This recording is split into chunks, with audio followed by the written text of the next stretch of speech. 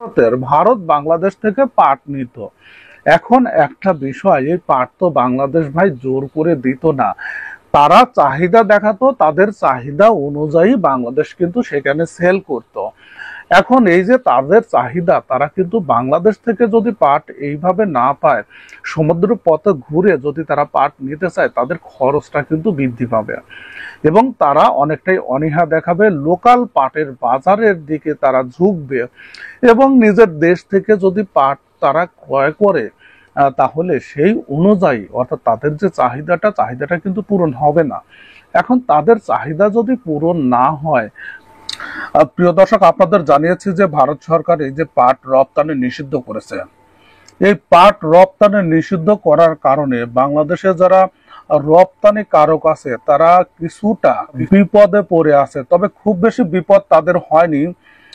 তার কারণ হলো এবছর পাটের উৎপাদন অনেকটাই কম ছিল, তাদের কাছে যে সংরক্ষিত পাট আছে সেটি কিন্তু খুব বেশি না। তবে তারা যেন এই বিপদটাকে কাটিয়ে উঠতে পারে তার জন্য কিন্তু বাংলাদেশ সরকার গুরুত্বপূর্ণ কিছু পদক্ষেপ নিচ্ছে। এখন আপাতত এই যে পদক্ষেপ, এই বিষয়টাকে সামনে রেখে হলেও এটি কিন্তু দীর্ঘমেয়াদী একটি সুফল পেতে যাচ্ছে এই রপ্তানিকারকরা। প্রিয় দর্শক, এখন কি সুফল পেতে যাচ্ছে এটি হয়তো আপনারা জানতে চাচ্ছেন। বাংলাদেশ সরকার তাদেরকে যে সুবিধাটা দিচ্ছে এটি দীর্ঘমেয়াদী তাদের উপকারে আসবে। এর মধ্যেই কিন্তু বাংলাদেশ সরকার নতুন আরেকটি রাস্তা খুঁজে নেবে। তারা যখন নতুন আরেকটি রাস্তা খুঁজে নেবে এবং খুব বেশি বেগ বা কষ্ট পেতে কিন্তু তাদের হবে না, আর তারা তখন সেই দেশের সঙ্গে পাট এবং পাটজাত পণ্য রপ্তানি করবে। একটা রাষ্ট্রের উপর ডিপেন্ড বা নির্ভরশীলতা কমবে। প্রিয় দর্শক, এখন মূল কথায় আসি যে সরকার কি সিদ্ধান্ত নিচ্ছে। বর্তমানে বাংলাদেশ সরকার এই যে ভারতের নিষেধাজ্ঞার বিষয়টি খুবই গুরুত্ব সহকারে আমলে নিয়েছেন এবং তারা সিদ্ধান্ত নিয়েছেন এপ্রিলে, অর্থাৎ এই যে গত এপ্রিলে আপনাদের ভিডিওর মাধ্যমে একটি মেসেজ পৌঁছে দিয়েছিলাম যে কাঁচা পাট ও পাটজাত পণ্য রপ্তানিতে সরকার মাসুল বৃদ্ধি করছেন এবং এই মাসুল বৃদ্ধির পরিমাণ কিন্তু অনেকটাই বেশি ছিল, অর্থাৎ 3 গুণ, 3.5 গুণ এবং পাটজাত পণ্যের ক্ষেত্রে, কাঁচা পাটের ক্ষেত্রে 3.5 গুণ, পাটজাত পণ্যের ক্ষেত্রে 5 গুণ কিন্তু বাড়িয়েছিল। আপাতত সরকার এই বৃদ্ধির সিদ্ধান্ত থেকে সরে এসেছেন, অর্থাৎ তাদেরকে আর এই পাট রপ্তানি বা পাটজাত পণ্য রপ্তানি করতে অতিরিক্ত এই মাসুল গুনতে হবে না। তার মানে এখানে সমুদ্র পথ ঘুরে ভারতে পাট রপ্তানির ক্ষেত্রে যে খরচটা বাড়বে সেই বিষয়টি বিবেচনায় এনেই সরকার এই সিদ্ধান্ত নিয়েছে। এখন একটা দেশের বিষয়টি বিবেচনায় এনে এই সিদ্ধান্ত নিয়েছেন, কিন্তু এই সুবিধাটা প্রত্যেকটা দেশের ক্ষেত্রেই পাবে। তার মানে দীর্ঘমেয়াদী একটি সুবিধা এবং এটি পাট রপ্তানিকারকরা পাচ্ছে। এখন এই সুবিধা সম্পর্কে দৈনিক পত্রিকাগুলো কি বলেছে আমরা একটু বিস্তারিত দেখে নিই। এখন আপনি যদি প্রান্তিক পাট চাষী হন, অথবা আপনি যদি পাট ব্যবসায়ী হন, অথবা মোকাম অথবা এক্সপোর্টার, অথবা জুট মিল পরিচালনা পরিষদের বা জুট মিল মালিক হন, সবার জন্যই কিন্তু এই ভিডিওটি সমান গুরুত্বপূর্ণ, তাই আপনাদের জানা উচিত। কারণ এখানে রপ্তানিকারকরা বা তাদের উপর বাংলাদেশে যে পাটগুলো উৎপাদন হয় তার বেশিরভাগ পাট কিন্তু কাঁচা পাট বা পাটজাত পণ্য হিসাবে বিদেশে রপ্তানি হয়। এখন এই যে বিদেশে রপ্তানি হচ্ছে, যারা রপ্তানি করছে 40-45 জন যারা কাঁচা পাট রপ্তানি করে, এছাড়া বিভিন্ন জুট মিল যারা পাটজাত পণ্য রপ্তানি করে, তাদের উপর ডিপেন্ড করে কিন্তু বাজারটা, পুরো বাজার নিয়ন্ত্রণ কিন্তু তাদের দ্বারাই হয়। এখন তারা যদি কিছুটা সেভ করতে পারে সেখান থেকে, তাহলে বাজারে তার প্রভাব কিন্তু পড়ে, ফলে কৃষকের দোরগোড়ায়ও সেই সুবিধাটা পৌঁছে যায়। প্রিয় দর্শক, এখানে হেডিং যেটি করা হয়েছে, আমি যে নিউজটি দেখাচ্ছি গণযোগ থেকে, এবং এখানে নিউজটি প্রকাশিত হয়েছে 4 জুলাই। বলা হচ্ছে কাঁচা পাট ও পাটজাত পণ্যের মাসুল বাড়াবে না সরকার। তার মানে যে মাসুল বাড়ানোর ঘোষণাটা দিয়েছিল সেটা কিন্তু সেই সিদ্ধান্ত থেকে সরে এসেছে। আসুন বিস্তারিত বিষয়টি একটু পড়ে শুনে বা দেখে নেই, এবং অনেকগুলো আপডেট কিন্তু আছে পাট সংক্রান্ত, একে একে আপনাদের সামনে সেটি প্রকাশ করছি। এটি অবশ্যই বিনোদনমূলক কোনো ভিডিও না, এখান থেকে কোনো বিনোদন আসবে না, তবে তথ্যগুলো যারা ব্যবসা বাণিজ্য করেন, যারা এক্সপোর্ট করেন, ইম্পোর্ট করেন, বা যারা পাটের সাথে সংশ্লিষ্ট তাদের জানার জন্যই এই তথ্যগুলো তুলে ধরা। এছাড়া ভারতীয় যারা দর্শক আছে তারা এর মাধ্যমে ভারত এবং বাংলাদেশের পাটের ব্যবসা সংক্রান্ত এই গুরুত্বপূর্ণ তথ্য বা পাট সংক্রান্ত এই তথ্যগুলো তারা জানতে পারবে। এছাড়া ভারতীয় পাট, ভারতীয় জুট মিল, ভারতীয় বিভিন্ন পাট রিলেটেড যে ব্যবসাগুলো আছে সেই সংক্রান্ত আপডেটও কিন্তু অনেকগুলো জমা আছে, তাই ধীরে ধীরে আপনাদের সামনে সেগুলো তুলে ধরবো। প্রিয় দর্শক, বাংলাদেশ এবং ভারতের পাট ব্যবসায়ী একে অপরের সঙ্গে ওতপ্রোতভাবে জড়িত, তাদের লাভ ক্ষতিটা একে অপরের সঙ্গে ওতপ্রোতভাবে জড়িত। একজন যদি ক্ষতির মুখোমুখি হয়, আরেকজন কিন্তু ক্ষতির মুখোমুখি হয়। তাই বিষয়টি মাথায় রেখে আমরা ব্যবসা বাণিজ্য করব। এখানে যেটি বলা হচ্ছে যে কাঁচা পাট ও পাটজাত পণ্য রপ্তানির ক্ষেত্রে মাসুল বা ফি বৃদ্ধির সিদ্ধান্ত থেকে সরে এসেছে সরকার। এটি আমি মনে করি সরকারের খুবই ভালো পদক্ষেপ বর্তমান সময়ের প্রেক্ষিতে। বস্ত্র ও পাট মন্ত্রণালয় গত এপ্রিলে কাঁচা পাট রপ্তানিতে মাসুল 3.5 গুণ ও পাটজাত পণ্য রপ্তানিতে 5 গুণ বাড়িয়ে প্রজ্ঞাপন জারি করে। অর্থাৎ কতটুকু বৃদ্ধি করেছিল, কিভাবে, কোন পণ্যের উপর, সেই তথ্যগুলোই এখন আপনাদের দিচ্ছি। গত 26 জুন সেই প্রজ্ঞাপন প্রত্যাহার করা হয়েছে, অর্থাৎ আগের মাসুলই তারা বহাল রাখার সিদ্ধান্ত নিয়েছে। তার মানে যে মাসুলটা বৃদ্ধি করেছিল সেটা না, আগে যেটা ছিল সেই মাসুলটাই বহাল রেখেছে। বাংলাদেশ ব্যাংক গতকাল বৃহস্পতিবার এ নিয়ে প্রজ্ঞাপন জারি করে। নিয়ন্ত্রক সংস্থাটি ব্যাংকগুলোকে আগের হারেই মাসুল আদায়ের নির্দেশনা দিয়েছে। প্রিয় দর্শক, অবশ্যই খুবই উপকারে আসলো এটি যারা পাট রপ্তানিকারক। এখানে বলা হচ্ছে যে কি পরিমাণ বৃদ্ধি করেছিল প্রতি বেল কাঁচা পাট রপ্তানিতে রাজস্ব বাড়িয়ে 7 টাকায় নির্ধারণ করা হয়েছিল, যা আগে 2 টাকা ছিল। তার মানে কি পরিমাণ বৃদ্ধি করা হয়েছিল, 2 টাকার জায়গায় 7 টাকা প্রতি বেলে, অর্থাৎ এই মাসুল বাড়ানো হয় 3.5 গুণ। এবং পাটজাত পণ্যের ক্ষেত্রে প্রতি 100 টাকা রপ্তানি মূল্যের বিপরীতে রাজস্ব 10 পয়সা থেকে 5 গুণ বাড়িয়ে 50 পয়সা করা হয়। অর্থাৎ যেখানে 100 টাকায় 10 পয়সা ছিল সেখানে 50 পয়সা বাড়ানো হয়েছে। তার মানে কি পরিমাণ বাড়ানো হয়েছিল একবার চিন্তা করে দেখুন। প্রিয় দর্শক, এর আগে 1995 সালের জুলাইয়ে মাসুল নির্ধারণ করা হয়েছিল, অর্থাৎ এই যে এপ্রিলে মাসুলটা বাড়ানো হয়, কিন্তু তার আগেরটা বহাল রাখার কথা বলা হয়েছে। এখন আগেরটা কবে নির্ধারণ হয়েছিল সেই তথ্য কিন্তু আজকে আপনাদের জানাচ্ছি। এতে ভারতীয় ব্যবসায়ীরাও বাংলাদেশের ব্যবসা সংক্রান্ত বিষয়গুলো কিন্তু তারা জানতে পারবে। খুঁটিনাটি সব বিষয়গুলোই আপনাদের সামনে তুলে ধরার চেষ্টা করব। দেখুন, 1995 সালে জুলাই মাসে কিন্তু এই মাসুল নির্ধারণ করা হয়।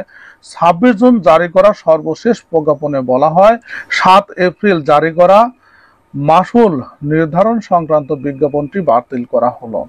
পাশাপাশি আগের মতো প্রতি বেল কাঁচা পাট রপ্তানিতে সরকার রাজস্ব হিসাবে 2 টাকা নেওয়ার সিদ্ধান্ত দেয় এবং পাটজাত পণ্যের প্রতি 100 টাকার বিপরীতে 10 পয়সা হারে মাসুল নির্ধারণ করে দেয়। সদ্য সমাপ্ত 2024-25 অর্থ বছরের প্রথম দিন অর্থাৎ গত বছরের 1 জুলাই থেকে এ খাতে নগদ সহায়তা কমানো হয়। তার মানে এখানে কিছু নগদ সহায়তা যারা রপ্তানি করত তাদেরকে অর্থনৈতিক কিছু সহায়তা করা হতো এবং সেটিও কিন্তু বাতিল করা হয়েছিল, কমানো হয়েছিল। তখন বৈচিত্র্যপূর্ণ পাট পণ্য রপ্তানিতে নগদ সহায়তা 15% থেকে কমিয়ে 10% করা হয়েছিল। এছাড়া পাটজাত পণ্যের নগদ সহায়তা 7% থেকে কমিয়ে 5%, পাট সুতায় 5% থেকে কমিয়ে 3% নামিয়ে আসা হয়েছিল। এখন সেই ক্ষেত্রে কি করছে, সেই ক্ষেত্রে কি সিদ্ধান্ত নিয়েছে সেটি আপনাদের জানাবো। বিদ্যমান রপ্তানি নীতি অনুযায়ী কাঁচা পাট হচ্ছে শর্ত সাপেক্ষে রপ্তানি পণ্য। এই সময় বাংলাদেশি পাট পণ্যের বড় বাজার ছিল ভারত, কিন্তু বাংলাদেশের পাট পণ্য রপ্তানির উপর দেশটি অ্যান্টি ডাম্পিং শুল্ক আরোপ করে রাখায় দেশটিতে পাট সুতা রপ্তানি কমে 1/5 নেমে এসেছে। অ্যান্টি ডাম্পিং শুল্ক বিষয়টি কিন্তু ভারত সরকার এই জুলাইয়ে আবার এটা নিয়ে বিচার বিশ্লেষণ বা পর্যবেক্ষণ করছে। এখন এ বিষয়ে কি সিদ্ধান্ত নিয়েছে সেই সংক্রান্ত একটি ভিডিও আপনাদের সামনে খুব তাড়াতাড়ি প্রকাশ করব। আপনারা যারা শিক্ষিত আছেন, যারা পেপার পত্রিকা পড়ার সুযোগ পান, নিউজ দেখার সুযোগ পান, তারা হয়তো নিউজটি এমনিতে জানবেন এবং যাদের এই সময়টা কম তাদেরকে আমি এই নিউজগুলো অবশ্যই জানিয়ে দেব। অর্থাৎ অ্যান্টি ডাম্পিং শুল্কের ক্ষেত্রে ভারত সরকার কি সিদ্ধান্ত নিয়েছে অলরেডি ডকুমেন্ট কিন্তু আমার হাতে এসে পৌঁছেছে, তাই এগুলো আপনি পেয়ে যাবেন। অবশ্যই চ্যানেলটি সাবস্ক্রাইব করে রাখবেন, ফেসবুক প্রোফাইলটি ফলো দিয়ে রাখবেন, তাহলে এই গুরুত্বপূর্ণ নিউজগুলো অর্থাৎ এই পাট ব্যবসা সংক্রান্ত নিউজগুলো আপনি জানতে পারবেন। এরপরে আসুন দেখি এখানে কি বলা হয়েছে। দেখেন, এই যে অ্যান্টি ডাম্পিং শুল্ক, এই শুল্ক আরোপ করার ফলে সেখানে কিন্তু রপ্তানি 1/5 নেমে এসেছে পাট সুতা রপ্তানির ক্ষেত্রে। এখন তাতে কি হয়েছে, পাট সুতা রপ্তানির ক্ষেত্রে 1/5, কিন্তু বাংলাদেশ তার রাস্তাটা কিন্তু ঠিকই খুঁজে নিয়েছে। আর শুধু সম্পর্কের ঘাটতি, এই যে রাস্তা খুঁজে নিয়েছে অর্থাৎ সুতা বা পাটের এখানে কি সমস্যা, এখানে কোনো সমস্যা হচ্ছে, নতুন রাস্তা তারা খুঁজে নিয়েছে, তারা ব্যবসা করছে এবং পাটের চাহিদা বাড়ছে, দাম বাড়ছে, সবকিছুই কিন্তু ওকে। কিন্তু মাঝখানে রাজনৈতিক উদ্দেশ্য হাসিলের জন্য কিছু কিছু সিদ্ধান্ত নেওয়া হয় যার প্রেশারটা ক্ষণিকের জন্য কিন্তু ব্যবসায়ীদের উপর পড়ে, সেটা বাংলাদেশ হোক বা ভারতের হোক। প্রিয় দর্শক, দেখুন যে এদিকে পাটজাত পণ্য রপ্তানি বছর বছর কমছে, পাটজাত পণ্য রপ্তানিটা সেটি কিন্তু প্রতি বছরই কমে আসছে।